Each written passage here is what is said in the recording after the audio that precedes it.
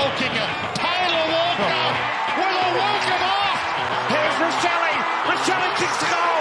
Handball to the excitement machine, McLeod. Left foot goal. Oh, don't tell me. He's a superstar. Don't tell me. Oh! He's yet to kick an AFL goal. Oh, the velvet curtain. Walker, oh, he's a colossus. He's kicked 5. He's been a handful. He's been the difference. To cover himself in glory. Just coming back. And got there. Welcome to this week's episode of the Proper Crows podcast. Thank you very much for listening, whether you're on Spotify, Apple Podcasts, or on YouTube. Thank you, as always, for your support.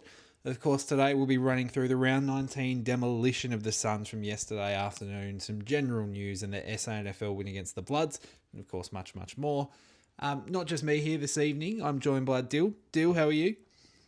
Good, mate. It was a pretty good day today after the win last night, and I feel like the lid is starting to get a little bit away from us, I think. It's flown off, mate. There's various posts and things that have gone up in the last sort of 24 hours, which we'll touch on a bit in a minute. But yeah, she's rattling around at the moment. Shout out to Dom as well. Can't be with us this evening, going through the ringer at the moment, quite possibly literally. But he'll be back at some stage soon. So shout out to Dom. We'll start with the score from yesterday, mate. How did we go? Sorry, mate, you've got me at the Don comment now. I'm not going to follow up anymore, but the Crows 16-11-107 to the Suns 6-10-46. We had Nibbler with 3, Walker, Phil, and Rankin with 2. Then DC, Dorse, Key, Saligo, Peatling, Pedler, and Berry all with singles. So shared around a lot. Not the three-headed monster sort of that we're used to, but it's good to win a different way. Yeah, absolutely. I think that's the most pleasing part out of yesterday was that it wasn't the Thilthorpe dominating. It wasn't Fogarty dominating. It wasn't Rankin kicking 6 or anything like that. It was a spread. It was Nibbler kicking the 3. A couple of very miraculous goals as well, I might add too. But it shows that we have good, there's layers to our game plan. If it's not Walker, Thilthorpe and Rankin or Fogarty killing you, it's these other blokes who can step up as well. If it's not Dawson in the guts killing you, it's James Peatling can step up and have a game. It's Jake Saligo. It's all of these things. So very, very pleasing to watch yesterday, and especially the first half where we just got out on the front foot and held them goalless for the first half. It was very impressive. Yeah, look, like I think 75-4. It was, and they didn't get go until halfway through the third quarter, and it was a pretty dubious free kick. I think that they got given that 50. I think Ethan Reid came up his mark there. Yeah, and to sort of have that domination for quite a while was really, really impressive. And sort of shows that we're such a well balanced side at the moment. Second for scores against, third for scores for. Second for scores against, third for points for. So yeah, it's really good to see. Yeah, absolutely. And I mean, it's a real credit to the back six about those points against there. Of course, we had Nick Murray coming back into the fold after quite a lengthy time off for this year with Jordan Butts going out. He just slotted back in like it was absolutely nothing, and he hadn't missed a single beat along the whole way. Was a bit, listening to Nixie's presses the last couple of weeks, it was a bit like, is he ready? Is he going to come in and have an impact straight away? But he was fantastic, and it was like he hadn't missed a single game. What were your thoughts on Muzz's game there? It was good. He was impressive without doing too much. I think. I reckon is that a fair assumption to make? Yeah. I think the whole back six really just did their jobs. Really, there's no, and we've been saying it all year. There's no sort of like standout player who pops up every week and does everything. They all just sort of collectively do their jobs, and I think that's the most pleasing part. Yeah, for sure. And I think, as David King likes to call them, they're a back six and no names. Yeah. I understand where he's coming from when he says it, but at the same time, like I think there's a couple genuine stars of the comp down in that back six. Like Josh Warrer will make the squad a 40. Yeah. And I think he's probably in the running at the moment for the toughest player in the comp. The way that he just puts himself under the football, It's just insane. He's always sort of in that little gap, just sort of plugging the ball away, taking it intercept, and he's so fearless. He gets himself under it no matter what's going on. He runs back with the ball. And then, we've got Max as well, who's just he's a weapon. He's so good. That back six, which we probably thought at the start of the year may have been the killer for, not the killer, but may have been probably the spot that we weren't too strong in, has probably turned out to be one of the strongest points of our style of game. Everyone complements each other so well. Just we haven't got a real big sluggish fullback like we used to seeing, an Atali or a Ben Rutten that we've had, in recent times. They're all pretty versatile, like to be able to have Murray who can run off the football like he can, to have Keane who can run off the ball like he can. Butts isn't too quick, but at the same time he's still able to sort of come off the football and beat his man to it with a bit of pace. So the way that we play our game really complements those boys down there. Yeah, no, absolutely. It's been really satisfying to watch them all sort of come along together as well. And like you said, probably Was and Max are the two real standouts down there, but as a group, they all complement each other very well. They all seem to know where each other's going to be most of the time as well. Those quick hands out the back, they always know when there's someone behind them, what side they're going to be on. It's really good to watch. And I think yesterday, they held Max King to 1 goal. Ethan Reid and Jed Walter kicked 1 goal each as well. They're just not allowing teams to kick big scores on us. And I think that's obviously, the key part of a defense, but very, very, very pleasing to watch at the moment. Yeah, 100%. I think Mark Keane yesterday was he'd probably be in my top 5, really. He'd get an honourable mention. Wouldn't be in the votes, but very close. The way that he shut down Ben King was it was great to watch. He held it to 4 touches and a goal. He ate him alive yesterday. Ate him alive. It's just very, very pleasing for a man that I think about 10 weeks ago we were sitting here, maybe ranking him below, Murray and Butts in the pecking order. He's probably top of that list pretty easily now. He's probably the first or second name in that third name in that back six that's named. You wouldn't drop him. You wouldn't even think about dropping him. No, absolutely. His progression, the leap that he's taken this year has been quite special, really. And I mean, you could see glimpses of it last year, but there were question marks over it. He's really sort of, put those question marks out of the window and is a staple of that defence now. I'm super glad. I was glad at the time that Collingwood didn't end up getting him back, but I'm extra glad now. Yep, 100%. Yeah, very good job by the recruiting team there. Yeah, no, 100%. Of course, the other inclusion into the team was Dom's boy, Lukey Pedler. What did he do? He kicked 1 goal, had 7 touches, took a couple of marks, couple of tackles. It's hard to gauge, a small forward and be too critical of it because it is the hardest position on the ground, you could probably say. But I think he was around the mark yesterday. He did what he needed to do. Played probably a little bit more up the ground, actually. A lot of his touches came in the defensive half of the ground, so he was probably following the ball a little bit more than anything. A couple of turnovers, but also had a couple of intercepts as well. So he did what he had to do, I think. Yeah, look, I don't know. I've been a big supporter. of him, obviously. I've had a few arguments with Big Dom. But I thought yesterday was a little bit underwhelming. I thought there was a few boys yesterday that were a bit underwhelming, even though it was a very team-based win. I thought he could have done a little bit better. I think it was a bit of an effort merchant yesterday, in all honesty. Nearly took mark of the fucking century, though. Oh, my Lord. Yeah. I'm not sure whose head he sat on, but it was up there for a very long time, and I think he got a triple sit. So I had a bit of a head loss when he went up for that because I thought he'd taken one of the better ones we've ever seen. But he was all right yesterday. I'd say he'll hold his spot. Coming into a showdown, you probably don't want to go with too much of an unchanged team besides the fourth change that we're probably going to have to make in Hinge. But look, he was okay without doing anything special. He's probably lucky that no one we don't really have anyone else that can play his role besides Lockie Murphy, and he probably isn't seeing the daylight of the AFL side again. Yeah, so Braden Cook would be available, I think, wouldn't he? Yes. Oh, yeah, I forgot about Cookie. Does he come straight back in? I don't know. For Chase Jones, I think that might be the spot. Yeah, no, that's a very good point. Unless because Hinge will go out. I don't think Hinge will play next week. From reading what I've seen, he's got a pretty corked hip. So unless Chase goes to a vest and Cook comes in for Hinge, that's probably a pretty good change. And Cumming would just go back and Cook goes to a wing.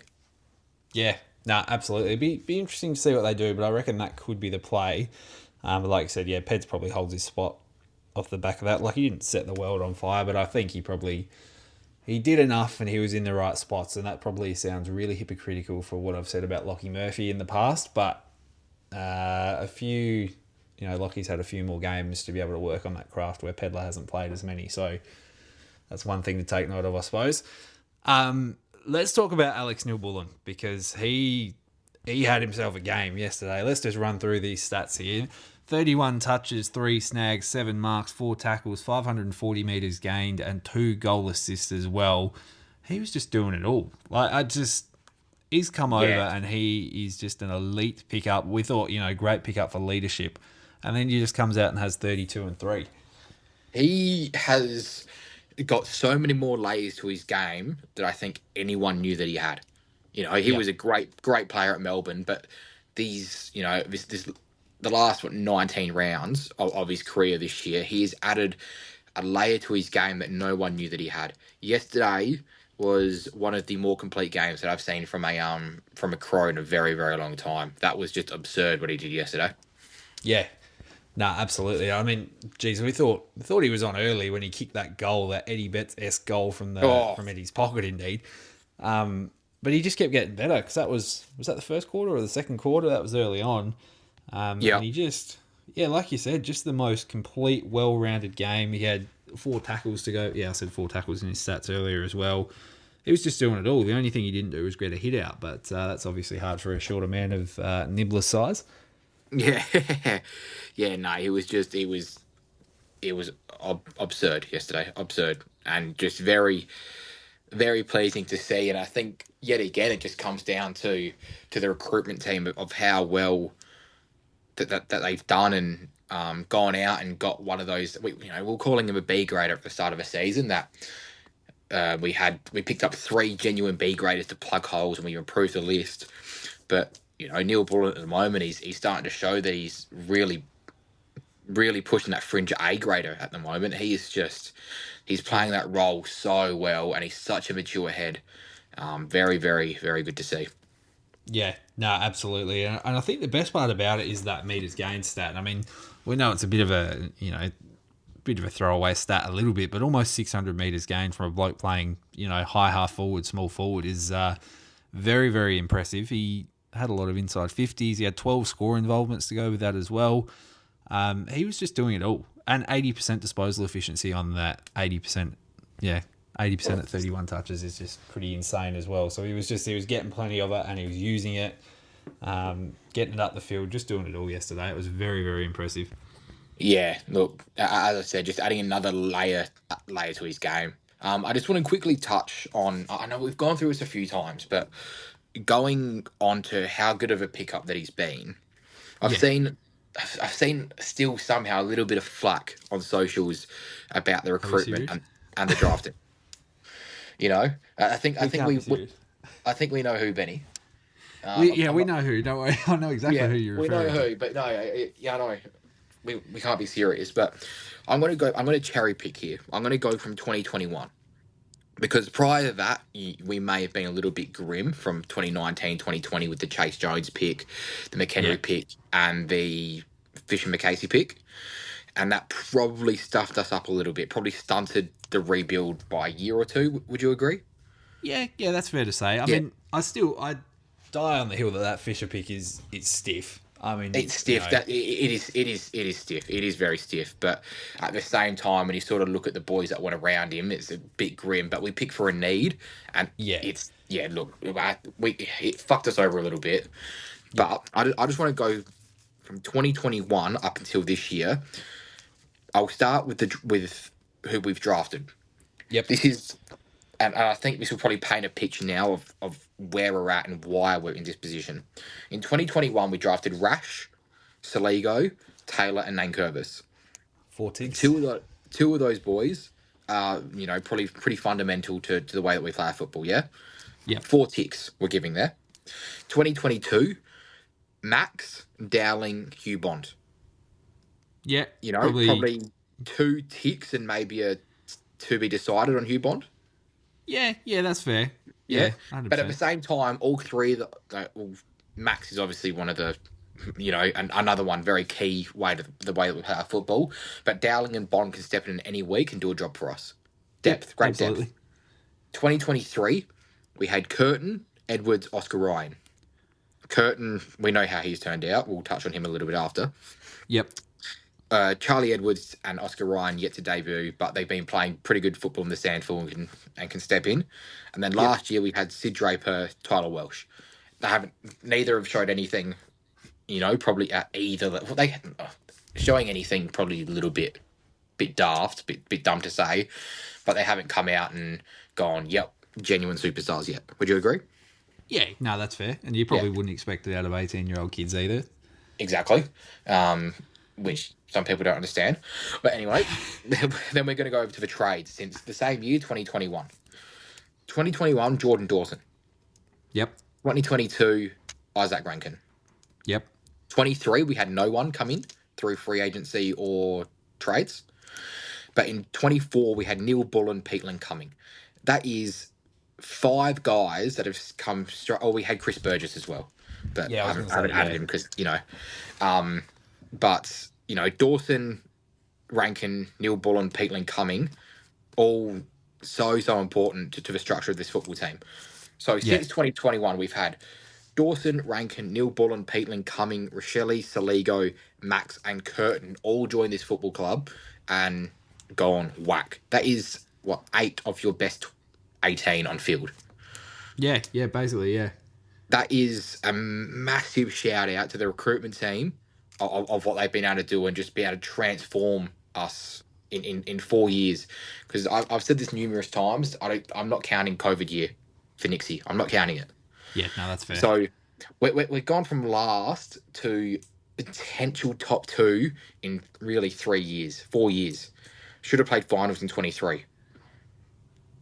Phenomenal. Yeah, it's phenomenal. It's massive. And to see that we're sitting as favourite to take out top and sitting favourite to make a grand final.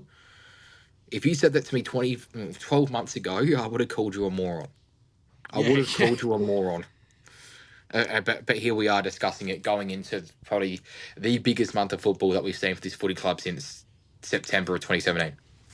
Yeah, 100%. I think the weirdest part about it as well is, I don't know whether it's just, sheer trauma from being a Crows fan for 27 years or, recent times or whatever it is. I keep looking at that stuff, and I tweeted earlier today, I don't need this sort of expectation, because with that sort of expectation, typically with the Crows comes a failure. So it's so scary to be sitting up here at the moment. But bigger picture, anything from here it's going to be an exceeding of the expectations coming into the season. But we're getting to that point now, like we said earlier, where the lid's just sort of flown off and is nowhere to be found. And the sky's really the limit at this point of the year. We've got a nice run home. We've got some good tests against good teams, but it's at home. Respectfully, a couple of easy games away from home in North and West Coast. It's just, where we're at, it's we went through the slums to enjoy these good times. So hopefully it's the first of many years in this sort of position. But insane to think at the start of the year that you'd be going, we're sitting, what are we sitting, third at the moment at round 19. And like you said, favourites to finish minor premier and make a grand final. Yeah, it's crazy. Brisbane and Collingwood are still going to play each other as well. Yeah. So one of them drops a game. I'm not going to get ahead of myself here, but from here on, if we don't finish top 2, I'll be very disappointed. Yeah, very disappointed. I think for me, it's either top 2 or top 3. because Brisbane and Collingwood are very capable teams, and other than the game against each other, they're very capable of going undefeated outside of that. So, after watching Collingwood yesterday, to be fair, there might maybe a little bit of a blip for them on the radar, but yeah, for me, it's top 3 at the very worst, and then the sky's the limit from there. We were talking about it yesterday. That Pies game in round 23, we could be playing for top spot, which is That's going to be that'll insane. I'd say that would be 1v2, Yeah, which is it's ridiculous. And if we have a home qualifying final, yeah. yeah, I'm not going to really expand on that until we get to that point. But fuck, yeah, we've just so far off. It's gone from top 4 to top 2 in a matter of 24 hours. Yeah, it just shows how quickly things can turn. But nah, fucking yeah, it's pretty crazy. But we'll get back to it, and we'll keep dissecting yesterday. Yeah, 100%. We'll try and temper the expectations from here, and just just keep backing the boys in 1 week at a time. All those cliches that you hear from the clubs all the time. Let's just roll with that. As you said, back to yesterday. Dom, unfortunately, not here to talk about him. His favourite boy, Jake Saligo, another very, very good game from him. 24 touches. He kicked a snag. Thanks very much, Mac Andrew, for trying to rip his head off. Went at 75% disposal efficiency, 9 contested touches. He was 6 score involvements, took 6 marks as well. He was doing it all. And like we said last week, we were probably questioning him for a little bit earlier in the year, but he's definitely bounced back and put together a solid month of footy, coming at the right time of year as well. Yeah, no, he's been great this last month since probably I sort of sat here and said I don't think he'll be an A grader. I think it was a little bit reactionary, but that wouldn't be the shrimp if he wasn't reactionary, would he? But this could be the shrimp case. Yeah, look, that's well and truly gone. Thank the Lord. But yeah, his game yesterday was great. Just in and around the football, in that first half, I think he got beaten a little bit. Not in a. I wouldn't say he wasn't thoroughly beaten. He still had a great first half. He had 12 touches at the half, but I think it was that third quarter when he really sort of came out of his shell and started getting a little bit more of the football. I think he had the better part of Noah Anderson and Rao there for that second half, which is probably a little bit dumb to say because Rao did have a bit of a piss take, but what did he do with the football? Yeah. Him and no good Anderson yesterday were just so wasteful into their forward 50.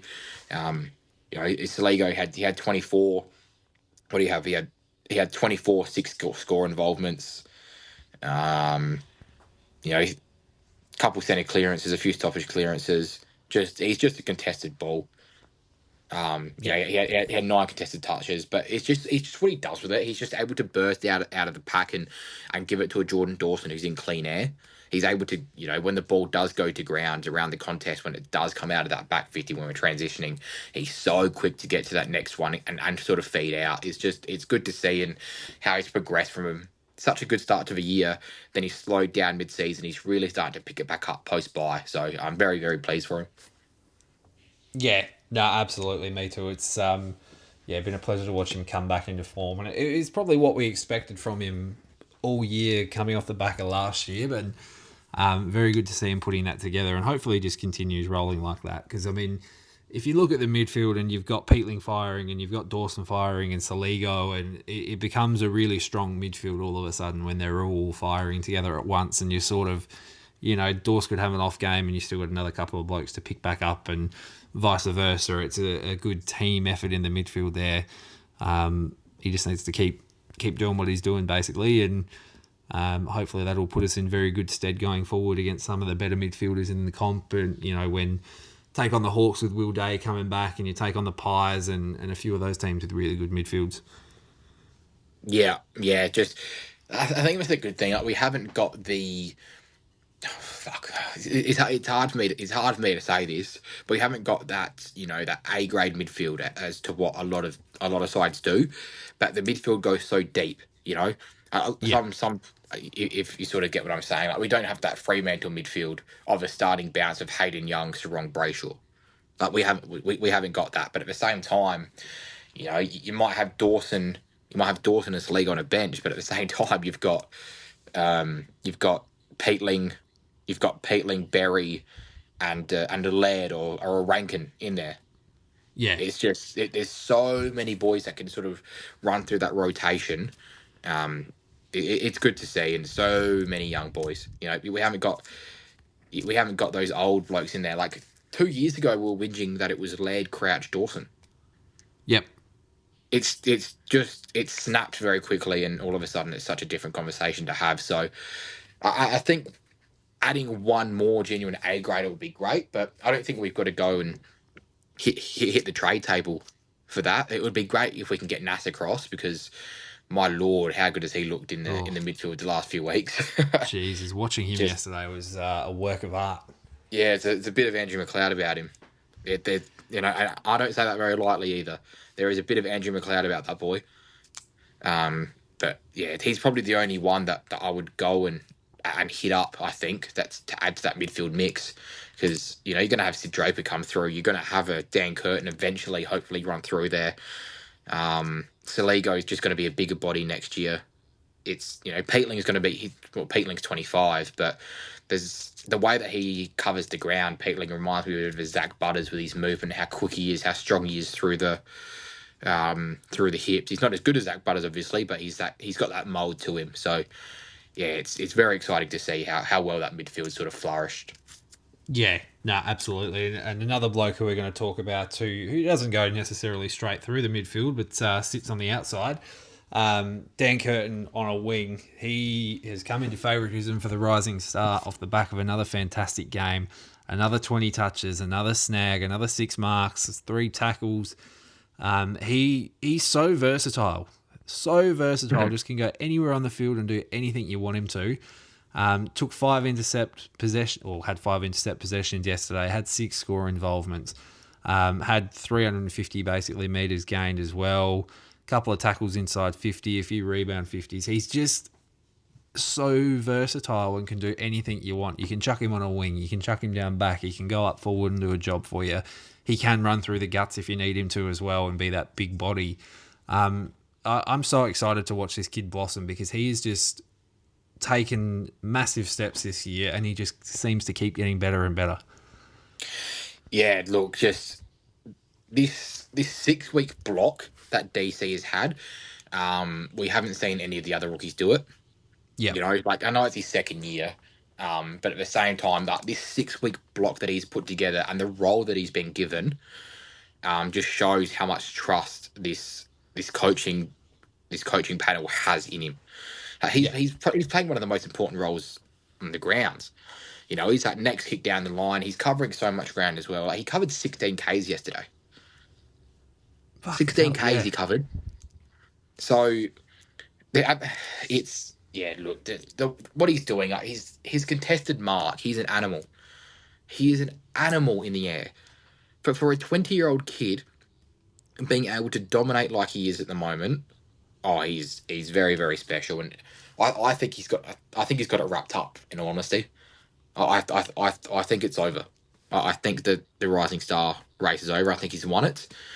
This 6-week block has really cemented that, and it's going to take a pretty special end of season from someone to do something. But the role that he's been given from the coaches, I think, speaks volumes of how level-headed he is and how mature he is for a 20-year-old kid in his second season. In the system. Yeah.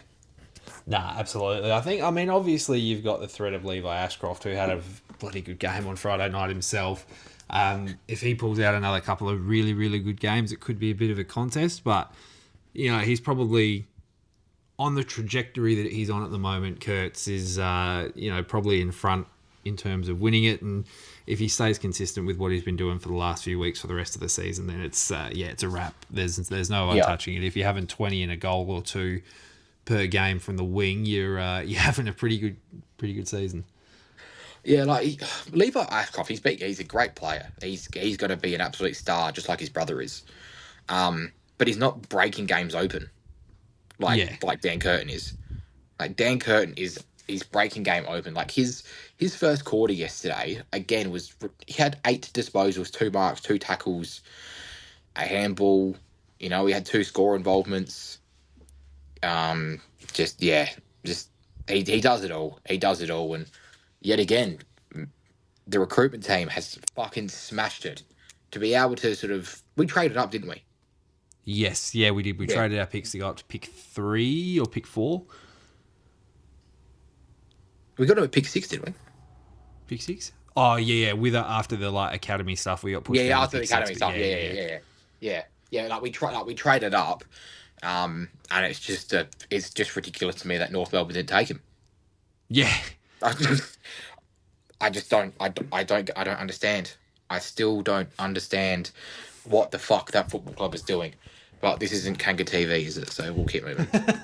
So many questions could be asked about the North Melbourne Football Club and decisions, but we'll save that for other podcasts. Yeah.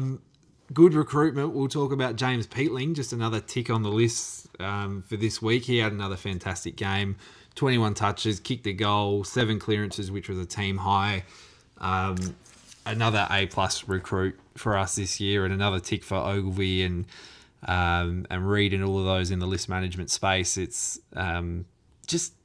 he just gets the job done. He's a bull. He goes in and under, gets the ball on the outside, and just does it all. I've been so impressed by James Peatling. Like, we knew we were getting someone good, but I think he's probably exceeded all expectations, especially in the last sort of probably month and a half. Yeah, 100%. Like, he's able to sort of play in and out as well.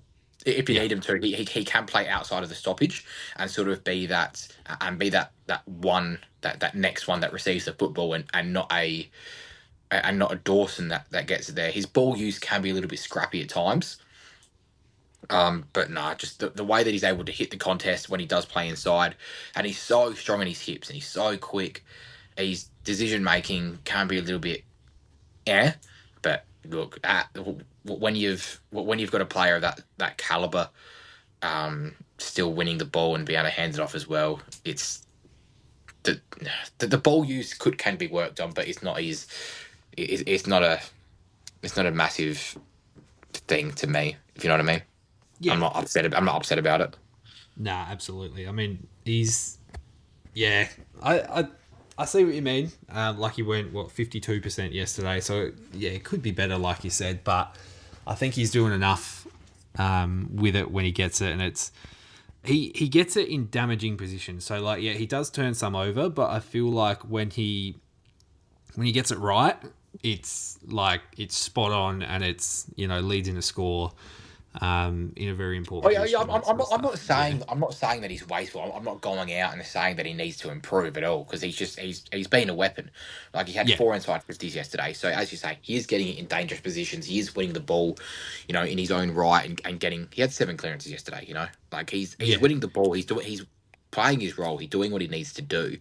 Like, this is no criticism on Peatling at all. Like, I think he's a weapon. He would walk into any single football side, and that's why 10 of the 18 clubs wanted him last season, right? Yeah. I just think if he is able to clean up his ball usage a little bit, he will turn into an A grade footballer. Yeah. Yeah. He'll just progress even further. But I think it might come in time, it might not. But even if it doesn't, it's a pleasure to have him here. To get him for a second round pick. Yeah. What a joke. Absolutely. Bank robbery there, just way too little for him. Thanks, GWS. Another pleasure doing business with you once more. Yep. Another stat there from yesterday. He had 21 pressure acts, which I feel like is a lot. It's only on the low end, like the little scale that they have. It's only on the low end of the yellow, but I feel like that's a lot of pressure acts, and you don't really see people having that many. I mean, Berry had 24. That's probably about as high as it goes. So he's also doing it at crucial times as well. And, I'm assuming that takes into consideration tackles and contested possessions and all of that sort of stuff. But, just been really, really good. And as a pleasure to watch, as you said. Yeah, 100%. He's been a great pickup. Thanks, recruitment team. Appreciate it. Thanks. Thank you very much. Let's jump on to, and I haven't got this one on the run sheet, but I'm curious to hear your thoughts on Chase Jones, who did come on as the sub, came on very early for Mitch Hinch, who went off injured maybe in the first quarter, I think. Came on for three and a bit quarters, had 8 touches, 5 handballs, took 2 marks and had 3 tackles. Probably not really doing enough out of the position, I would say. Like he wasn't doing Yeah, a lot. I think it was a bit tough on Chase yesterday to sort of be put into the position that he was. Like, obviously, you're not going to be expecting an injury, so sort of so quickly into such a, you would say, a really unique position that Mitch Hinge plays. Yeah. Very hard to play to replicate the role that Hinge plays. I thought he could have done a little bit more, Chase, but when he was up around the football for that little bit, I thought he was great. When he was in and around the contest, like he went to 8 CBAs, he had 3 tackles, Yeah. so which sort of shows that they are trying to play him as a midfielder as he has been playing in the Sandful. But I thought his intent around the football when he did join the contest was second to none. It wasn't as sort of impactful as what I would have liked, but I thought the work rate was great. The intent was good. When he had ball in hand, he was great. So yeah, it was a pretty soft game for him, but he still had a couple of intercepts. He only played 62% time on ground, and it was only two. He hardly played, in the grand scheme of things. Yeah. But the intent was there, and I think he goes back to a vest next week. And I really, really hope that it works for him because I do quite like him. I do. Bit tough for him to be taken at pick 9 with the expectation that's come on with him. But Yeah. I would love to see him force his way into this side because I do want to see him succeed. Yeah, no, absolutely. I totally agree. Someone else who I've seen a bit of commentary about, in a bit of a critical sense, I suppose, was Darcy Fogarty. Breaking down the stats, I mean, he had 7 touches, 6 of those were marks, 4 of those were inside 50s from there. Obviously didn't kick himself a goal, but I mean, it didn't work out yesterday as a game for the Tools. I mean, I know Tex and Filth kicked 2 each, but they were sort of, it wasn't your full lead up, kick a big goal other than Filth's first one, of course.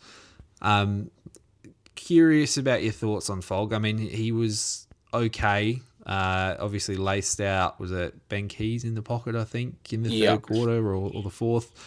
But other than that, probably didn't do a lot.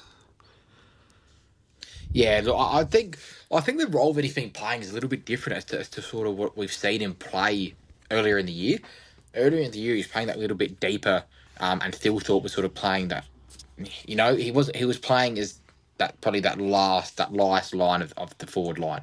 He was sort of playing out of the goal square, and it sort of swapped around a little bit. I felt Thilthorpe's gone a little bit deeper, and Fogarty sort of ended up as that lead up forward. So I look, he hasn't been hitting the scoreboard. He hasn't been as influential as what people like to see from a big forward like him. But at the same time, he's still hitting the contest. He's bringing the ball to ground. He's giving the midfielders and the Peatlings, the Saligos, the Rankins, the Rochellis, when he's not injured, the chance to sort of win that ball in that 60 to 70 metre arc and sort of get that forward entry to Thilthorpe. So I think the role he's playing has changed a little bit from my perspective. You can be critical all you like, that's fine, but at the same time, he's playing his role because we're sitting third and we haven't lost a game in a month. Yeah, been a while. Yeah, he's doing what he needs. He's doing what he needs to do. I've got no issue with it at the moment. He's still impacting the contest. He's hitting those packs. The KPIs is what we used to sort of take the piss out of him for, getting the ball to the boundary line. But he's, to have him as he's playing as a third forward at the moment, for fuck's sake. Yeah, exactly. Still checks him. If you've got Darcy Fogarty playing as a third forward and playing a little bit higher up the ground, then you can't really complain. So, no issues from Darcy. From me here, from Darcy, he's one of my favourites though. So, probably a little bit of bias towards it, but he'll bounce back. He'll hit the scoreboard soon. I agree.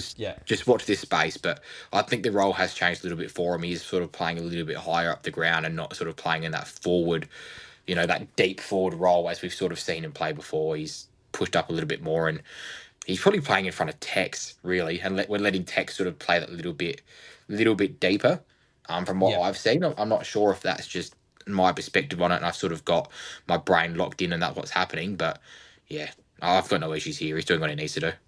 Nah, absolutely. I agree with you. I think he'll probably turn it around and get it going. You know, and that's the beauty of the forward line at the moment, I suppose. It can be any bloke who just, you know, gets the right matchup or just shows up on the day, can take over and have themselves a game. So he's playing his role, like you said, as we've previously joked about, and doing what he needs to do. And as long as we keep winning, then that's quite all right by me. Yeah, I think the thing that sort of opened my eyes to the Fogarty thing as well is, like, once the system changes up and you sort of get a bit of success with it, like, you're going to keep rolling that way. And I think the biggest, like, going away from the Crows here, I think the biggest person we've seen that's been affected by a change like that is Charlie Curnow. Harry Mackay's gone out of the side, and Charlie Curnow can't play that deep forward role as he has, because he's now got to play higher up the grounds because Harry Mackay isn't playing that role. Tex can no longer play that role of that higher full forward, and that how good is Tech's field kick, we know that. Yeah. We know how good his field kick is, but we've seen Tech struggle, probably the month before this last couple of weeks, because he wasn't able to do what he was doing before. But I've sort of noticed he sort of dropped back in to that forward 50 a little bit. In the last couple of weeks, we've seen him hit the scoreboard and have a couple of big games. So I think what's happened is they've sort of identified that Darcy's pushed a little bit further up to because he's got the tank, as Tex hasn't got any more. So I think that's what I've sort of seen. A bit of a change of role, so I've got no issues. Yeah. Nah, absolutely. Yeah. Before we move on to the news and a bit of feedback from the listeners, does any other players that stood out for you yesterday, or anything that what you wanted to touch on? Yes, there's my man I want to touch on here. Big Rob. It is Big Rob. I want to touch on Big Rob. He got beaten in the first quarter yesterday. Yep. But I think his bounce back after that was fucking sensational. Sensational. He had this. Dom isn't here to hear this, but I had this stat here written for him because I know how much he fucking bangs on about this. 14 to 8 hit out to advantages yesterday, 6 more than Big Witsy. Yep. We kicked 9 goals from stoppage clearances. 9 goals to their 3 goals from stoppage clearances. He gave the boys first use yesterday, and we noticed. I think Rob was sensational yesterday. Sensational. He really turned it around from the last probably 4 to 5 matchup against Witsy, because Witter has absolutely murdered him. Yeah. As of late, and I sort of turned to one of our sons mates up in the hill yesterday and said, "Fuck, Witter's killing him." And then after I made that comment, he came back and said, "Nah, I'm here to play." So I'm now really starting to push towards give him 3 years. Give him 3 years, because if he can keep doing this, I'm more than happy. I'm more than happy with this. Like, he would, if he probably has 1 or 2 more big games, I think he's pushing the squad for All Australian. With Cherry out now, I think he's pushing the squad. It would be down to Darcy Cameron, Gawn, and him. Yeah, he'd have to be close. Maybe Grundy. Is Grundy becoming? Oh no, Grundy. Maybe? Yes, there's they both pushed it late. Grundy's in career best form at the moment. Yeah, so there's probably 4 of them in the mix. I think 3 make the squad, and I think 2 make the team. Yeah. So, if he has another big 6 weeks, I think he makes the squad over Darcy Cameron. And then go from there. So no, I loved Big Rob's game yesterday. Really, really loved it. Yeah, no, absolutely. I tend to agree.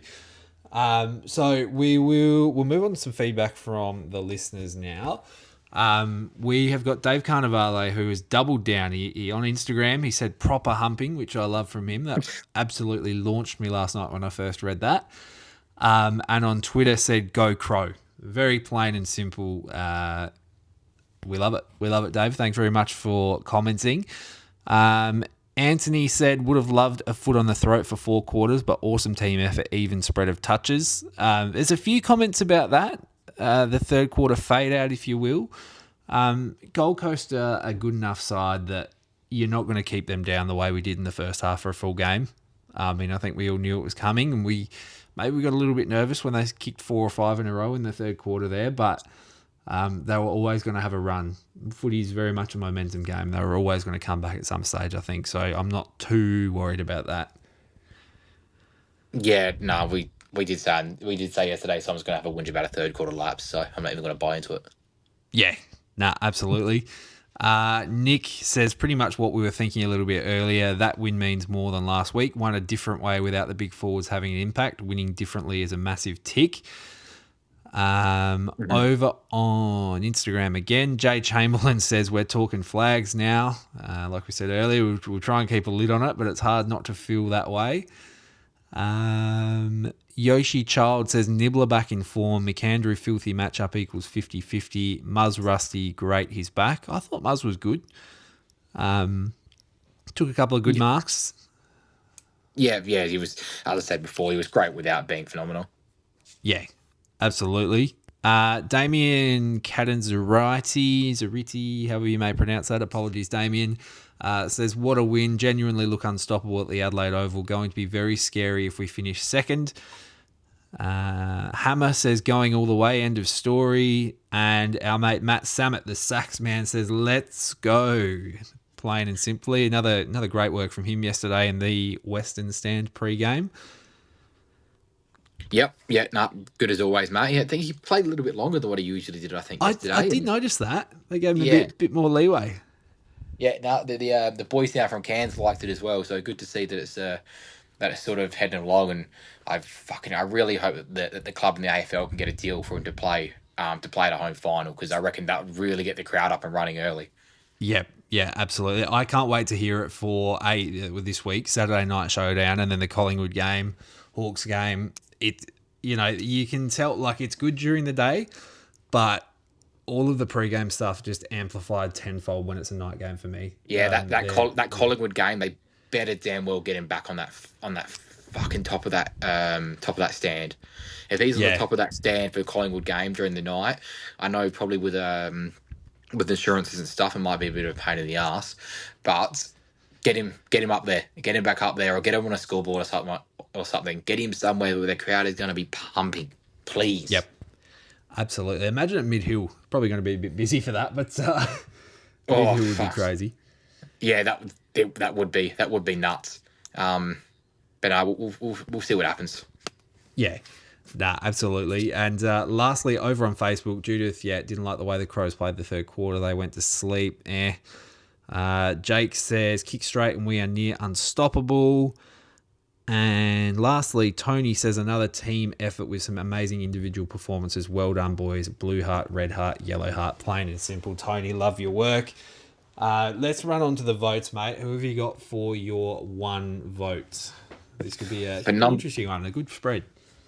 Yeah, bit of a spread. Look, it came down to a few of the boys yesterday. I wasn't too sure of where to go. I've literally got a list of 4 here for one vote. I think second and third was 2 votes and 3 votes pretty easy to give, but the one vote I had no idea.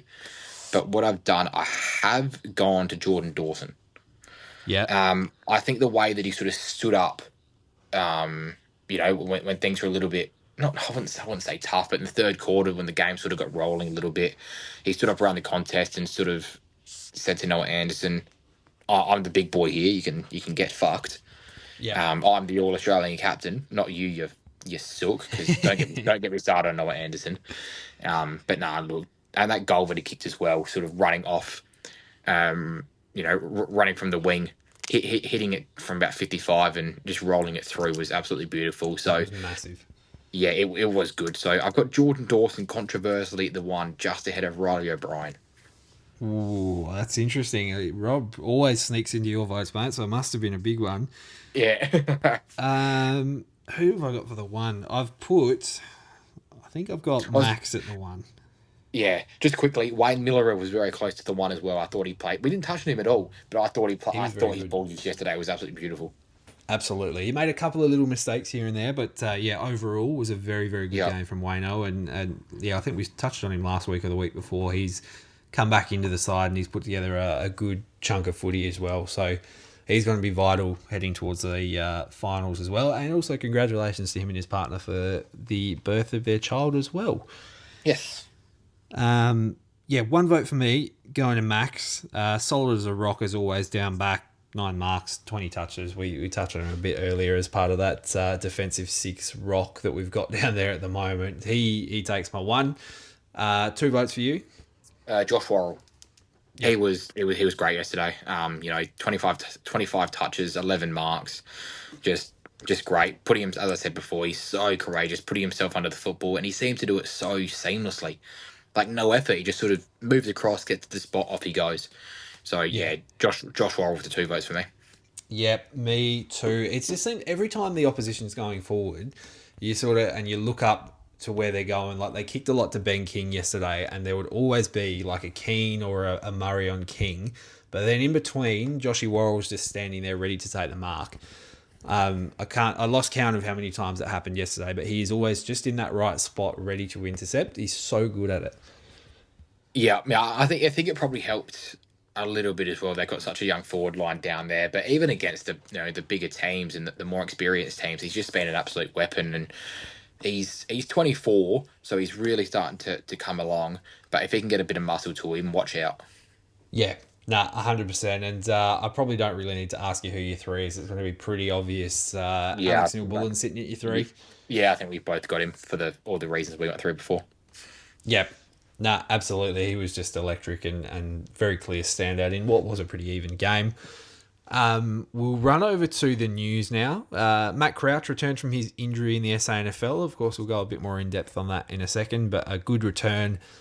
Pretty much put him on ice for the whole of the fourth quarter, but came back very nicely. So he'll be waiting in the wings for an opportunity if one is to present. Geordie Dawson, contract extension to the end of 2029. I mean, it's not like it's a shock. There was never any doubt that he was going anywhere or anything like that. But nice to lock up very good players at the footy club, mate. Sorry, I was zoned out for 2 seconds. I was just watching 7AFL put up a NAS video. Sorry, what was that? No, you're right. Geordie Dawson extending his contract until 2029. Good to, not that there was any doubt or anything, but good to sign up the good players. Yeah, no doubt at all, mate. Very good to sort of lock him in, and keen to see him be a 3-time Brownlow medalist and a 3-time premiership captain. That would be nice. Very nice. First of coming this year, we reckon. I reckon Dacos has run away from him the last 2 weeks. But we'll see what goes on. There's still a lot to play out. Absolutely. Next bit of news was, as we touched on earlier, Mitch Hinge has a bit of a corked hip. No sort of prognosis or, if he's going to miss or play this week. But by reading that article, the injury report from Darren Burgess, it seems like he was probably a bit ginger and probably leaned towards him missing this week. He obviously went off before quarter time, so it must have been a pretty bad one, but we'll see how he recovers this week into the showdown. Sam Berry copped a heavy knock but had no concussion symptoms, so no worries for him at the moment. Filth was ill overnight coming into the game, so very good work from him to get up and kick a couple of snags. I thought he was on early when he kicked that first goal leading out from the square. Oh, mate, look, when he sort of hit that, I said, oh, no, Mac Andrews in for a bad day, which he was in for a bad day anyway. But to be fair to Mac's credit, I thought he recovered well in the second half. I thought so as well, yeah. Yeah, he... And I will give it to these boys as well. Like, I know there was a lot said after that first matchup, but to both of their credits, they did shake hands, before the game and had a bit of a giggle in the goal square. So obviously some words were said, but then McAndrew had a bit of a head loss anyway, so it didn't really matter anyway. But yeah, look, I really thought Thilthorpe was going to get a hold of him there for a little bit, but it is what it is. Yeah, absolutely. He recovered well. I felt like he after that, and other than the head loss, he played Thilth pretty well around the ground. So not that we want to give him too much credit, because after earlier in the year, we're not his biggest fans, but had a good game overall. Last bit of news was that Dorse and Cumming were managed in the last quarter, given the short turnaround to the showdown. No worries about injuries or anything like that, just pure player management and the game being on ice, so that was all good. Into the SANFL, we absolutely pumped West after a very slow start in the first quarter. 21-14, 140 to 12-7, 79. Burgess and Strawny had 4 each, and I headed down to Richmond on Saturday afternoon, and they have a very good relationship, I think, Burjo and Strawny. They were chatting the whole of the last quarter. They were trying to get each other snags. It was pretty funny to watch, actually. Crane on debut, Drury, Gallagher, Nank and Scholl all kicked 2 each, and then Crouch, Dowling and Draper all kicked 1. I just want to touch on Sid Draper really quickly. He was very, very impressive. I know that West aren't a great team and they were sitting bottom, but we were down early in the second and Sid came in. He had 32 touches. He kicked a snag, 3 clearances, 6 inside 50s, 6 marks. But just his ability to break out of a stoppage very quickly is something that is just really impressive to me. I mean, watched a bit of him in the SANFL over the last couple of years and obviously a little bit in the AFL side as well. But if you get the chance to go back and watch a replay of that whole game, just keep your eyes on Sid and just what he does out of stoppages. He just knows where to go. He finds the space. He breaks away from players and he gets going. He is going to be an incredibly special player, Sid Draper, in the future. I don't know if you've had a chance to see any of the highlights or the replays or anything like that, but he looked very, very good. No, I haven't at all, mate. I'm a little bit funny when it comes to the Sandford. I get around to watching what I can. I've probably watched a good, I've probably watched half of the games. Of what we've watched, but as a bit of a Sturt man, I do get down to a couple of Sturt games as well. So it's a little bit hard to get around to the Sandford, and sort of getting a hold of replays is a little bit funny from time to time as well. So I'm not going to sit here and bang on about how good his game was because I've got no idea about it. But it's a little bit weird to see some people having a whinge that he's not a superstar, but it is what it is. Yeah, there's one individual which I'm sure if you check our Twitter mentions, you'll probably find who we're talking about at the moment. But he's going to be very, very good, Sid. So just let him come in to be the good player he's going to be. Like Dan Curtin last year, doing his time in the twos, building his game, and just ready to be a very good player. Because if he plays like that, if he can take that to an AFL level, watch out. He's going to be a superstar. Chris Burgess played very well. As I said, he kicked 4, but he could have kicked 8. He was just doing whatever he liked up forward. He's been very, very good. Matt Crouch came back into the side, had 28 touches, kicked a goal and had 9 clearances as well. He was just going through the motions, really. He got put on ice at 3/4 time and didn't even play the last quarter, but he was very, very good as well. Of course, moving on to this week, the Showdown coming up. We were looking at the odds just before we started recording, and we're going in as $1.17 favourites, which is a little bit scary because, as we were saying, the expectation and the previous trauma from being a Crows fan, the expectation doesn't bring pleasant things usually. On paper, it should be a nice and easy win, but it's a Showdown, and we know that doesn't always equate to nice, easy wins because it's a 50-50 contest no matter what. We'll start with any changes to the side, mate, other than the obvious Hingy potentially going out. Would you say Brodie Smith probably comes in? Oh, maybe not. Look, it's hard. I think Hinge goes out. I think Brodie Smith comes in and potentially a Matt Crouch.